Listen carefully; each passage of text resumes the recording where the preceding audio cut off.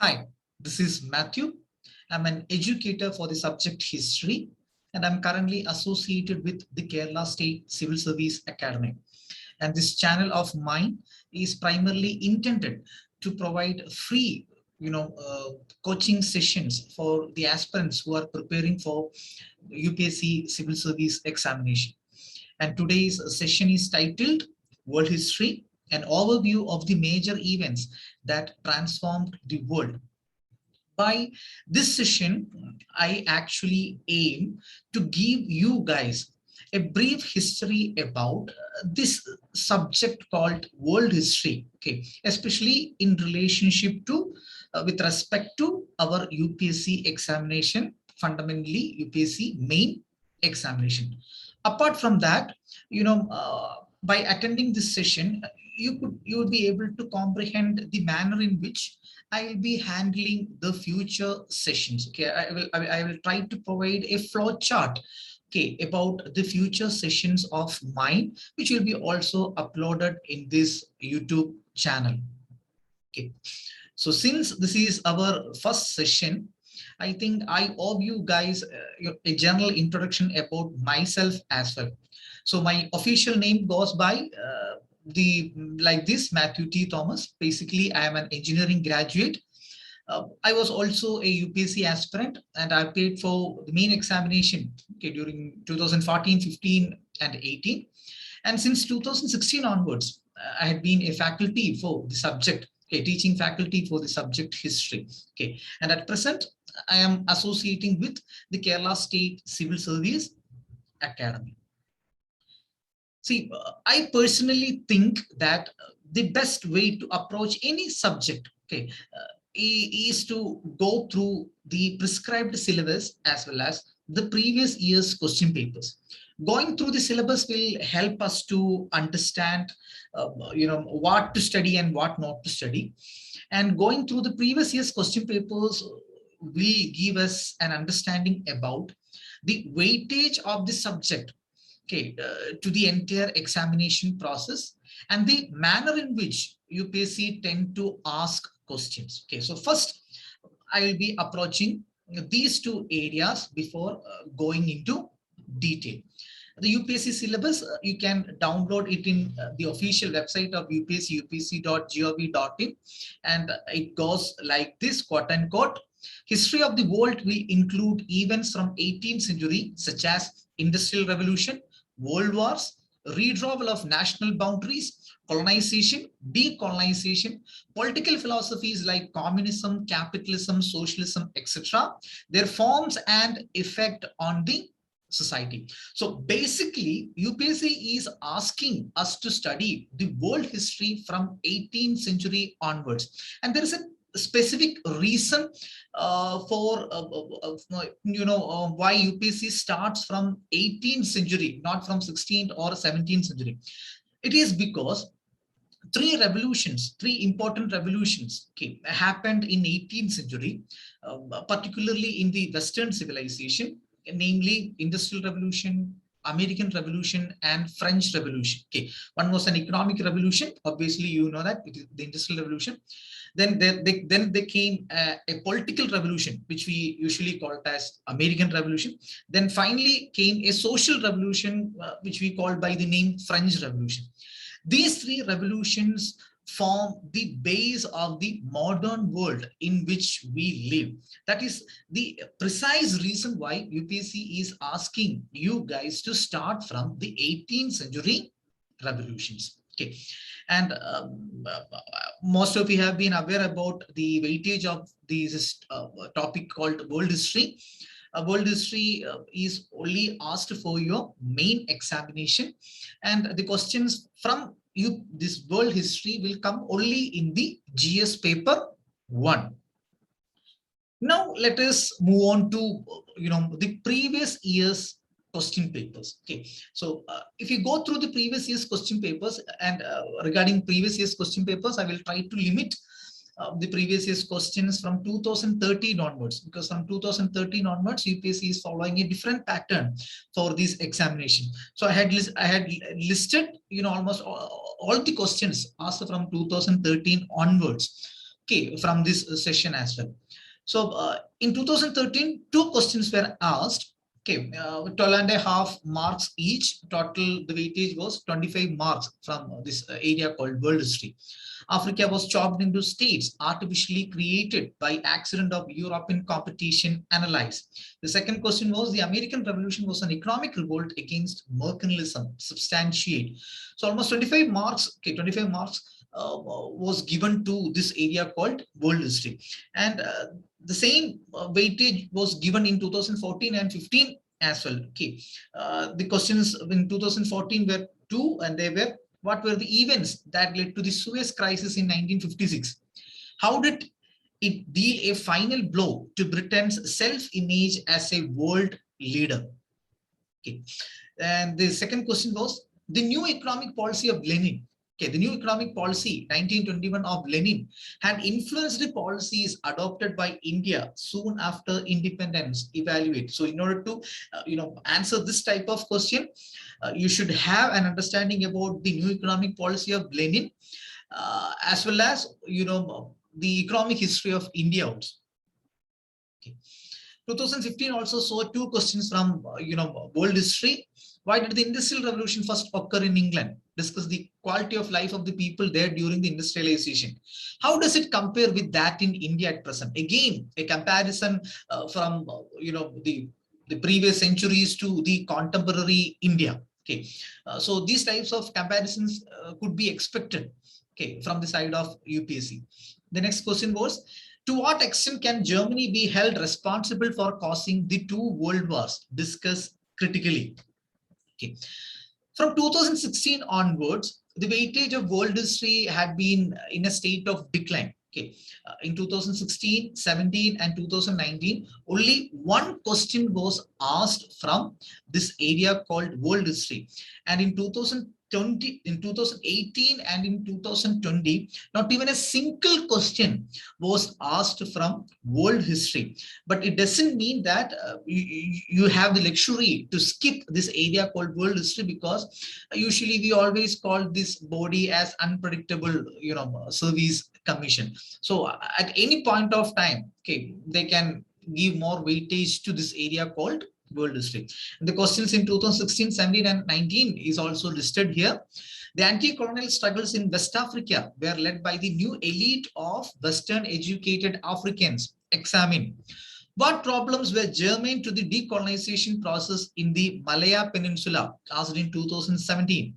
And the last one, they explain how the foundations of the modern world were laid by the American and French revolutions. Okay, so these are some of the questions, okay, which I like to introduce before you guys.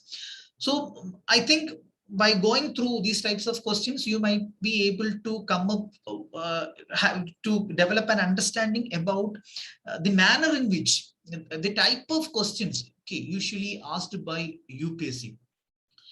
Apart from that, if we go through these previous year's question papers, you will be also able to have an understanding about some of the areas where questions are frequently asked. Okay, so I usually classify the syllabus of the world history into two. Okay, there are some areas where we can expect questions on a frequent or regular basis, and there are some areas which I call it as gray areas, where those areas are important, but for UPSC examination, questions are not regularly asked. So while analyzing the previous year's question papers, I have come to a conclusion that these areas, okay, the 18th century revolutions, be it the Industrial Revolution, American or French, the European colonialism, especially its second phase. Its second phase is known as new imperialism or neo-imperialism, where apart from Britain, France, Spain, Portugal, new players also emerged, like the Germans, the Italians, the Japanese. Okay, so the scramble for Africa or the cutting of Chinese melon, all these events belong to the second phase. Okay, and the second phase started in 19th century. So the second phase, which is usually known as the new imperialism or the neo-imperialism, is also a matter of interest for UPSC. Then obviously the two world wars, Okay, then the interwar period, okay, a 20-year gap between the First World War and Second World War, and so many interesting things happened during that point of time, and that is also a matter of interest for UPSC. Then the decolonization process, okay, especially with respect to Asia and Africa, because the decolonization of Latin America, it already happened in 19th century. Okay, by 1836, almost all of Latin America became independent of Spain or Portugal. Okay, then the Cold War era is also a matter of interest for UPSC. So I personally think that these are some of the important areas which you should give more attention while you prepare for your main examination. But there are some areas which I call it as gray areas. We cannot skip it. Okay, but questions are, but the reality is questions are not regularly asked from this area. Okay, so these gray areas include important political events of 19th century, be the emergence of nation states in Europe. Okay, Italy, Germany, these types of nation states emerged only by 1871. Okay, the entire Eastern Europe, once it was ruled by the mighty Ottomans. Eastern Europe got decolonized from Ottoman Empire, and nation states like Greece, Bulgaria, Romania, okay, Serbia, they all emerged during 19th century. So the emergence of nation states in the 19th century is it's a very interesting, area to study. And the revolutions of 19th century also. Okay, the French Revolution created a revolutionary fire in the European mindset, and so the ruling class failed to quench that revolutionary fire, which resulted in the outburst of people's anger. Okay, the people's rebellions, shook the European world in 1820, 1830, and 1848. So these revolutions are also very important while we study world history, but for UPSC examination, questions are not regularly asked. Then the political ideologies of 19th and early 20th century. Okay, be the political liberalism or socialism, Marxism, communism, okay, or capitalism or Hegelianism, Nazism, fascism. So these types of political ideologies are very essential, okay, for this area. Then the European integration after Second World War. Okay, European integration finally led to the formation of European Union, and the emergence of the coinage system called Euro. Okay, then the Middle East and North African crisis. Okay, be the formation of Israel, or the issues associated with Arab nationalism, the recent Arab Spring. Okay, even Afghanistan should be also studied along with these area. Okay, then modern China is a very interesting topic to study about, as well as Japan also. Okay, because these were primarily they were much more backward than they were similar in when it comes to backwardness to other Asian or African countries, but they became modern or much more powerful within a very short span of time, and very interesting undercurrents played in achieving it also. So this is also an important area to focus on. Okay, the emergence of modern China and Japan as well. So this is my understanding about this topic called world history. So before moving forward, I would like to introduce the reference textbooks for you guys as well. Okay, because it is very important to the key to clearing UPSC examination is to read a few books and to have revision as much as you can. Okay, so if that is the case, then for people who are opting history only in GS paper, or people who are not taking history as an optional, then my personal opinion is History of Modern World by Jaina and Mathur will be sufficient for you guys. But if you're so passionate about history, and if you're taking history as an optional subject, then you should read the textbooks of two important historians, L. Mukherjee and Norman Law. Okay, in order to understand the history before First World War, two textbooks of L. Mukherjee are excellent. A study of European history from 1453 to 1815, as well as a study of modern Europe and the world. Okay, that book covers the history from 1815 to 1940. Then the normal laws, mastering modern world history is an excellent textbook to study world history, but it covers the important world events after or from First World War onwards. Okay, the important historical events before First World War is not covered in the textbook written by normal law.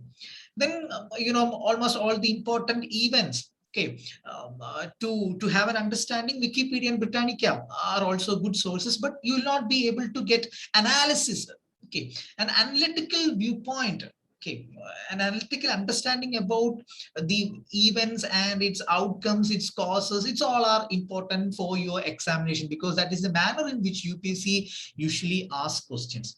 That you won't get it from Wikipedia or Britannica. That is the importance of a reference textbook. Okay, you will get an analytical understanding about historical events and its outcomes.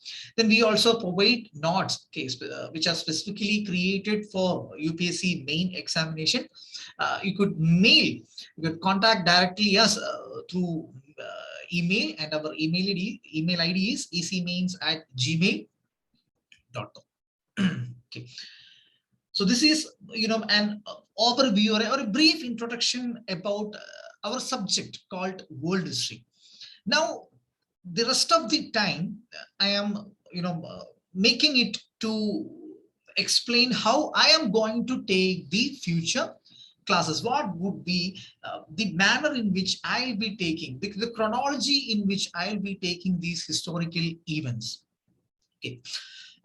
See, I'm not going to start the the classes on world history from industrial revolution, because industrial revolution did not occur in a vacuum.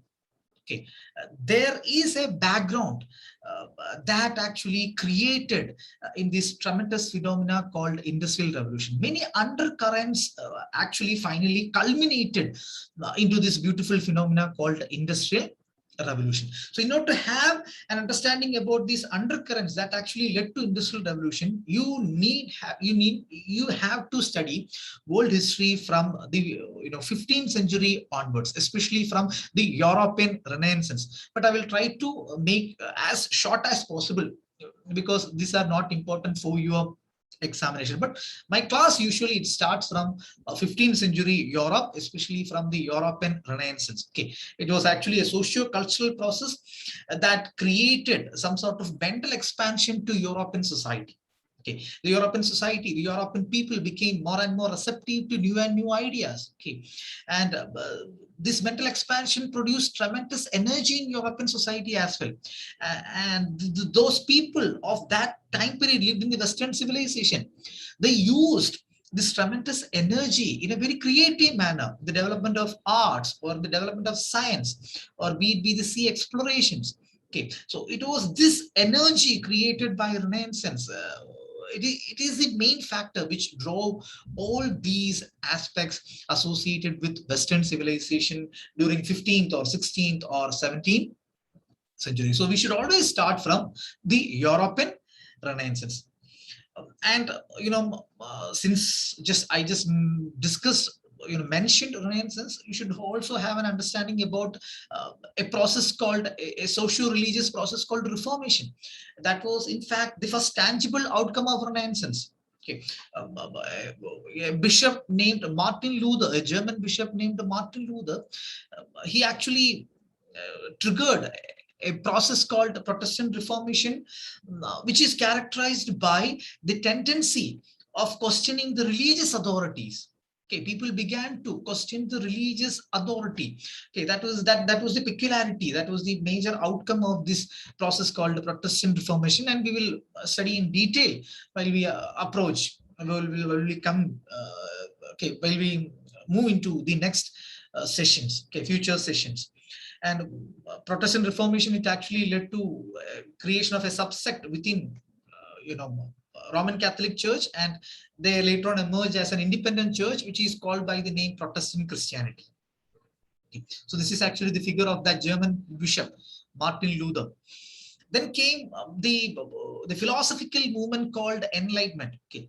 From late 17th century onwards, Europe began to witness a philosophical movement called Enlightenment. Okay, and the 18th century, as a result of that, this 18th century is called as the age of reason or rationality. Okay, the peculiarity of 18th century due to Enlightenment was, you know, some philosophers like Voltaire or Rousseau or Baron de Montesquieu, these philosophers that began to apply science to solve the social issues. And as a result of that, they were able to challenge the political authority as well. Okay. When they tried to apply the laws and forces of science into the social issues to solve the miseries of the humankind, then they came to an understanding that, you know, the political system of the contemporary period was quite oppressive, and that system has to change if a constructive change was supposed to happen, okay, in the human society. So in the Protestant Reformation, people began to challenge the religious authority, but in the Enlightenment, you know, people began to challenge the political authority as well. Okay, so this was more or like a software upgradation.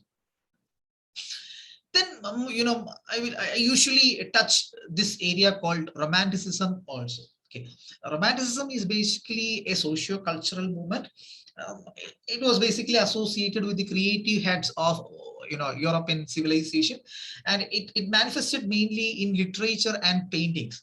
Okay, it was actually highly emotional. It is this movement is characterized by the expression of intense emotions, be it be in literature or be it be in paintings. Okay, the artists, the literary figures, they were all expressing emotions in an intense manner. That is the reason why we call this process as Romanticism.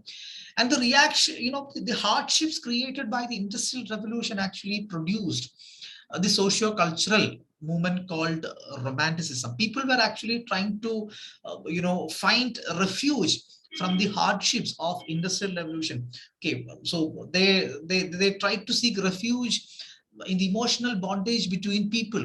Okay, they tried to seek refuge in Mother Earth. Okay, so these are some of the important features of Romanticism. There occurred a tendency to go back to nature.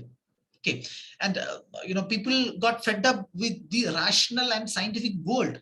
Embracing madness became a fashion during that point of time.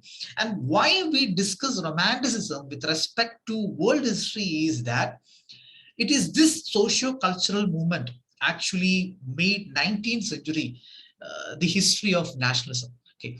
For European civilization, 19th century is described as the century of nationalism. Okay.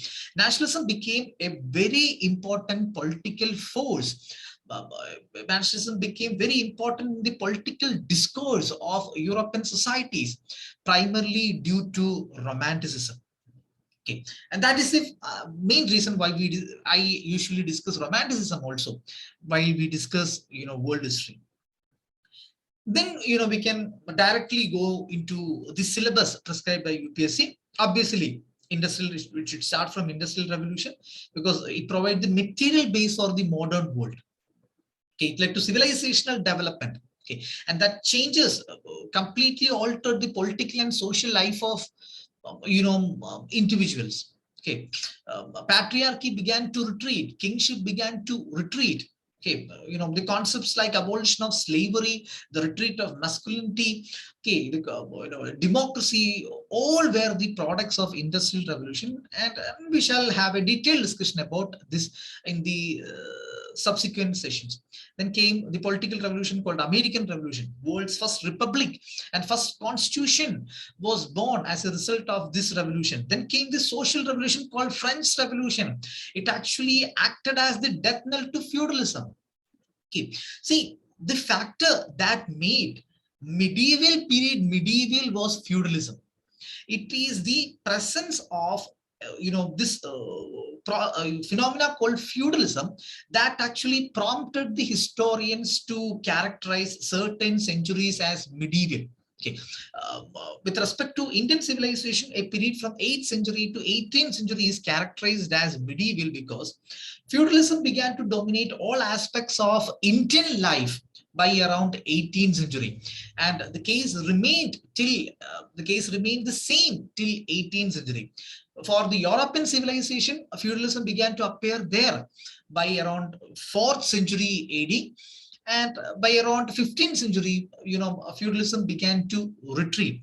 Okay, so it was the destruction of feudalism that actually helped humans to create a modern world. One of the more fundamental hindrance for change. Okay, one of the fundamental negative factor of the medieval period was feudalism, and it was this revolution, it was this French Revolution that actually, destroyed the relevance of feudalism in the human world. Okay, and apart from that, French Revolution also produced numerous ideals like nationalism, secularism, equality, liberty, fraternity, etc., etc. So French Revolution is also quite significant. Then we should have a thorough understanding about Napoleon, because the revolutionary ideals of French Revolution did not confine to France primarily because of Napoleon. Okay, it was the Napoleon who actually spreaded these ideals of revolution throughout the continental Europe. Okay, Napoleon conquered the entire continental Europe. He was, invincible for a quite long time period. And what really happened was, along with the Napoleonic army, the revolutions of French Revolution also began to spread to the areas where these armies marched. Okay, so that is the main contribution of Napoleon. He actually exported, okay, the ideals of French Revolution throughout continental Europe. And that is the most significant contribution of Napoleon. Then, Napoleon, he conquered Spain, Portugal, Netherlands, etc. So the kings of Spain, Portugal, and Netherlands, they became kings without kingdoms. And it actually created a sense of independency in the people of Latin America. So Latin American, independence was also an outcome of these Napoleonic wars. And Napoleon actually displayed to the world what a good military can do in continental Europe as well as in the entire world. And this actually resulted in some sort of increased militarism throughout the world, especially in European world. And this increased militarism is the fundamental reason for the outbreak of First World War. Due to all these reasons, Napoleon is also very important while we study world history. Okay. Then after Napoleon, the politics of Europe was, dominated by a statesman named Clemens von Metternich. He was actually the Prime Minister of Austria. Under his leadership, a congress of major European powers was held in Vienna. Okay, by 1815. Their aim was to reverse the gains of France as well as to restore or to destroy the ideals of French Revolution. Okay, the countries like Britain, Austria, Prussia, and Russia were the main powers who led these conferences, and they tried their best to prevent the spread of these revolutionary ideals. Okay, but the people were more fascinated by these revolutionary ideals. But the regimes of that period, they tried to stop these revolutionary ideals. This created a tension between the regimes as well as the common people, and this led to the outbreak of various revolutions in European civilization in the 19th century, be it 1820 or 1830 or 1845 or 1848. The fundamental cause for the outbreak of all these revolutions was that the regimes were trying to reverse the ideals of French Revolution, but the people, they were more fascinated by it. Okay. And the 1848 revolution, that revolution is known as, that period is known as the Spring of Nation. Okay. Even the name Arab Spring is actually inspired by this 1848 revolution. Okay. Because 1848, the year 1848 is known by the name Spring of Nations. And 1848 revolution is quite significant in another aspect as well. Okay, it was this revolution that actually inaugurated the trend of mass politics and working class movements in the world. Okay, so when you look into that angle, then the 1848 revolution has more significance than the French Revolution. Okay, mass politics. Okay, the inauguration of mass politics was actually the main contribution of 1848 revolution. So we have to look into deep when we touch these areas also. Then 19th century, especially, the spread of this philosophy called nationalism is very important to us. Okay, for the European world, 19th century was actually the century of nationalism, and this ideology became a very powerful political force. Okay, and it led to the unification of Italian and German lands, and the political entity is called Italy, and Germany was born in 1871. Okay, this political force led to the disintegration of Ottoman Empire in the Balkans. Nation states began to appear in Balkans, be it be Greece or Bulgaria or Romania, or you take any state in Balkans, all were the products of this political force called nationalism. And the disintegration of Ottoman Empire, created a geopolitical tension in the world. Okay, and that geopolitical tension is normally addressed as Eastern question. Okay, so when the Ottoman Empire retreated from the Balkan regions, a question emerged: who will dominate those regions? Okay, so on one side, Russia was trying to dominate the Eastern Europe. So the increasing presence of Russia was challenged by Great Britain. Okay, so it actually created a geopolitical tension between Russia and Western European nations. Okay, which was led by Britain and France. And this Eastern question is still relevant. Okay, due to the annexation of Crimea or the ongoing Ukrainian crisis, or the joining of Montenegro to NATO. All these are latest episodes in this geopolitical tension called Eastern Question. Eastern Question was actually the 19th century Cold War. Eastern Question was actually the 19th century Cold War. Then, we should also have a better understanding about various political philosophies that emerged due to industrialization, enlightenment, and romanticism, be it nationalism or liberalism or socialism or Hegelianism. You should have a thorough understanding. Okay. Liberalism led to an interesting movement in Britain called by the name Chartist movement. Okay. Socialism produced numerous other philosophies like Marxism or scientific socialism, anarchism, nihilism, etc., etc.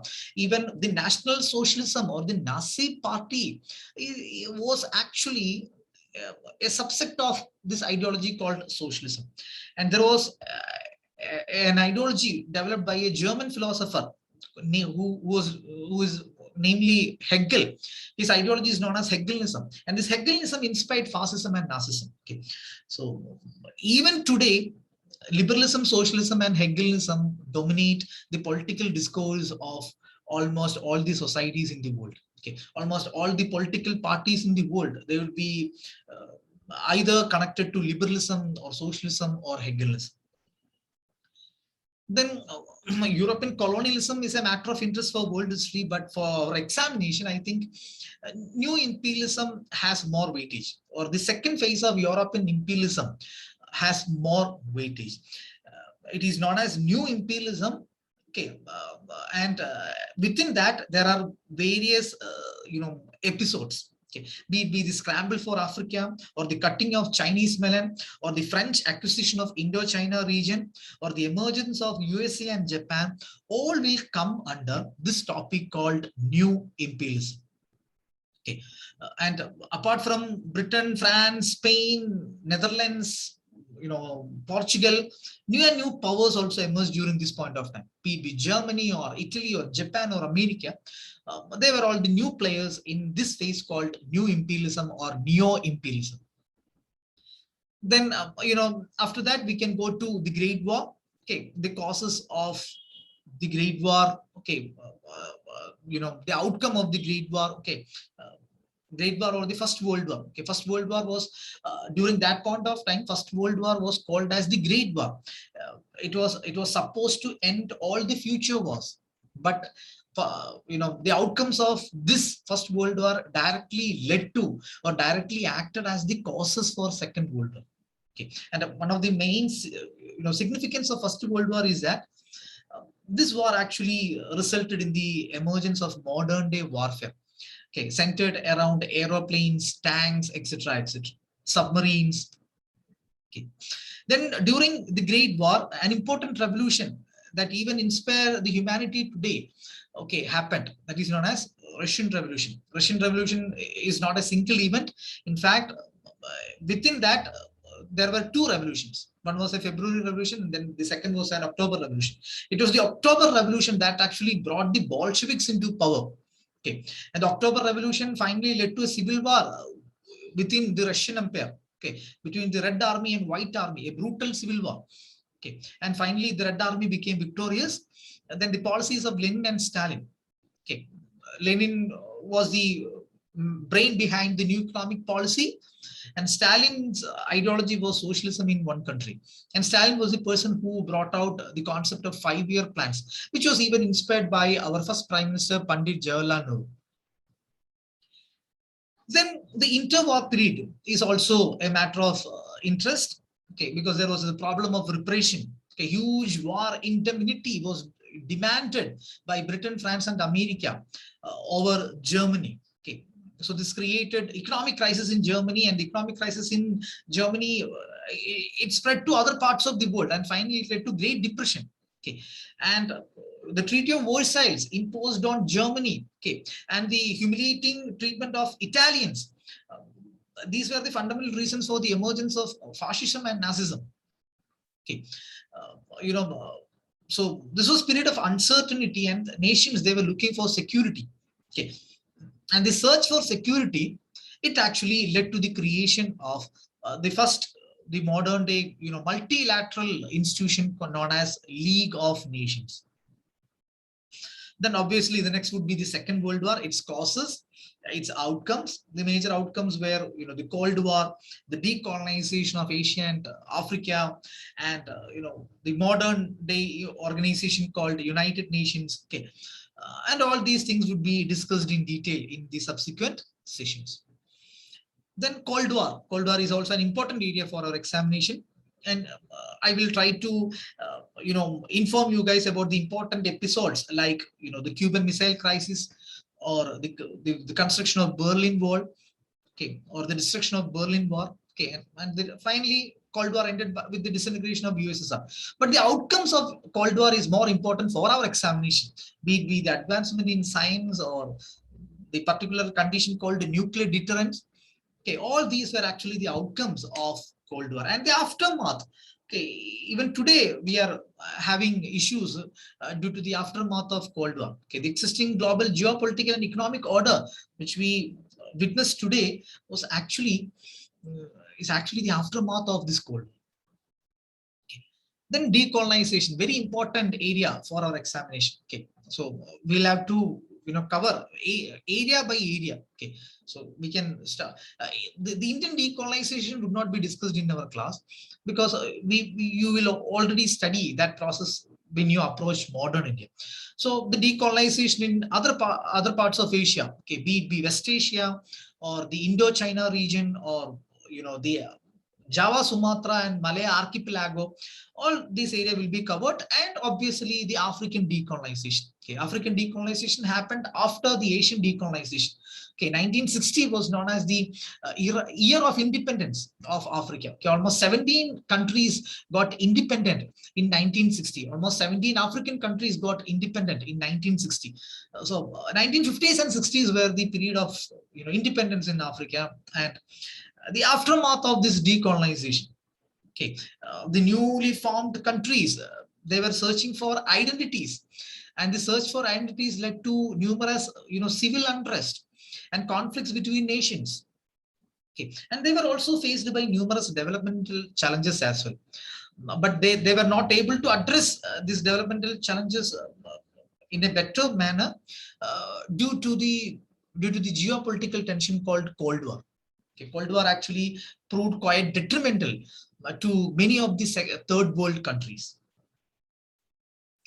Then we will have a brief discussion about European integration. Okay, because in 1945, the people of Europe, they realized that extreme nationalism was the root cause for both these world wars. And the Second World War actually created a sense of panic in the European mindset. The Second World War demonstrated the extent of destruction that would be caused by modern day warfare. So they realized that a war was not a luxury to them. Then, okay, so they came up with a principle called European integration, and it was supposed to act as an antidote to extreme or chauvinistic nationalism. Okay, and this attempt finally led to the formation of this body called European Union. Europe after 1991 is also important for us because Eastern question again opened up due to the disintegration of USSR. The NATO bloc, they began to penetrate into Eastern Europe or the Balkan region after the disintegration of USSR, and Russia finally began to challenge this when a pro-Russian prime minister was overthrown by a coup in Ukraine. Okay, so that was it destroyed the patient limit of Russia, and Eastern question again began to open up. Then Euroscepticism. One of the major issues with the European Union is that it is highly bureaucratic. Okay, it is not democratic in nature; it is highly bureaucratic, and the national identities like Britain, France, Germany, they are still powerful in the minds of common European people. Okay. The Brexit, it is actually the direct product of Euroscepticism. The British people, the Brits, they're so proud of about the British identity. They wanted to identify themselves as British first, okay, not as Europeans. But the European Union was creating another identity in front of the or in the minds of European people. Okay, the European Union forced the European people to think that they are firstly Europeans, then only be the French or German or whatever it may be. So it led to some sort of Euroscepticism because nationalism was so powerful in Europe in the 19th and in the early 20th century. It was the Second World War that actually created a panic about nationalism in Europe. Before that, nationalism was the most important political force in Europe. So the remnants of that force still remains in European society, and this is the fundamental reason for Euroscepticism. The French, the right-wing parties in France, they wanted to identify themselves as French first. Okay, so is the case with Germany or Hungary or Poland, whatever it may be. Okay. And finally, the Islamic world is damaged by various issues. Okay, frequent conflicts occur in the Islamic world. Okay, and it is creating various geopolitical tensions, okay, across the world. So we'll have to study almost all the aspects, okay, regarding these conflicts. So we'll start with Arab nationalism, the formation of Israel and the resultant conflicts.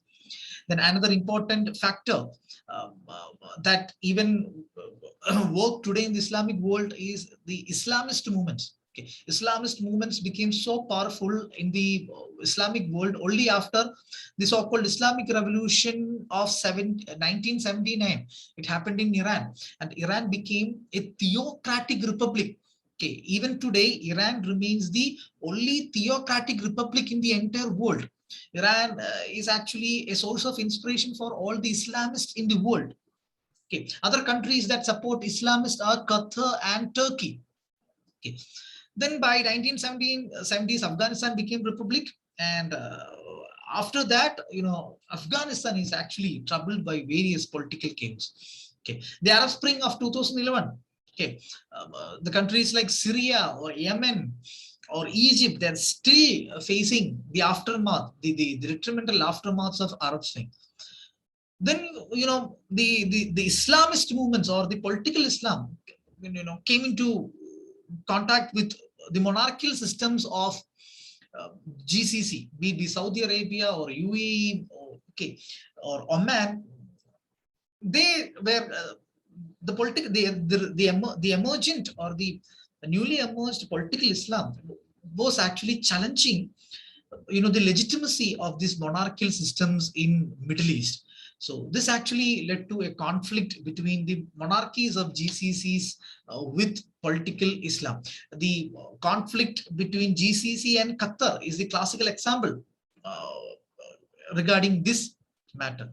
Then, under the leadership of Erdogan, Turkey, okay, uh, is trying to become another voice in the Islamic world apart from Saudi Arabia or Iran. Okay.